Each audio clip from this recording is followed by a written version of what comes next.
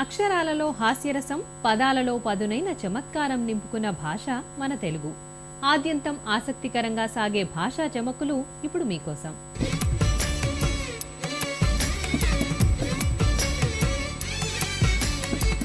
ఒక్కోసారి ఎంత దగ్గర మనుషుల మధ్యలో కూడా కొంచెం భేదం వచ్చింది అంటే మంచి పనులు కూడా చెడ్డ పనులు అయిపోతాయి, గొప్ప పనులు కూడా చాలా నీచమైన పనులు అవుతాయి.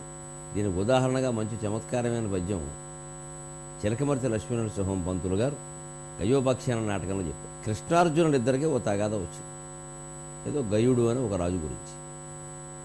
అర్జునుడికి కృష్ణుడు ఎంత కావలసిన వాడు, దేవదేవుడు, అరవిందాక్షుడు, శేషశాయి అని ఓ కీర్తనలు పాడిన పెద్ద మనిషి. కానీ తేడా వచ్చేసరికండి కృష్ణుడు ఏదో ఓ మాట అన్నాడు, అంటే అన్నాళ్లే అని ఊరుకోకుండా అర్జునుడు కూడా మళ్ళీ మాటకు మాట అంటించాడు. ఆశ్చర్యకరంగా ఉంటాయి ఈ పలకరింపు.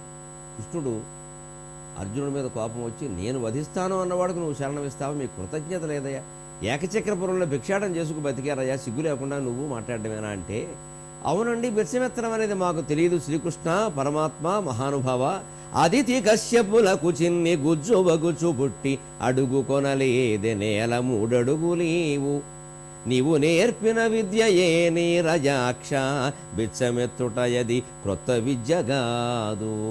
ఎంతటి వాళ్ళని ఎంతటి వాళ్ళు ఎంతటి మాటైనా అంటారో అన్నది ఇదే పద్యం ఉదాహరణ. ఆంధ్రదేశం అంతా ప్రచారంలో ఉన్న పద్యం.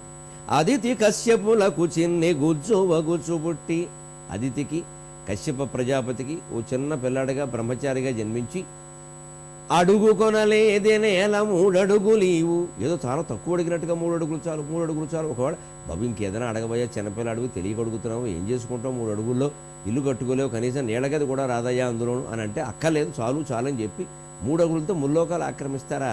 అంచేతను ఈ బిచ్చమెత్తుకోవడం మాకనేది ఉందే, నీవు నేర్పిన విద్యయే నీరజాక్ష. నీరజముల వంటి అక్షములు, పద్మాలు వంటి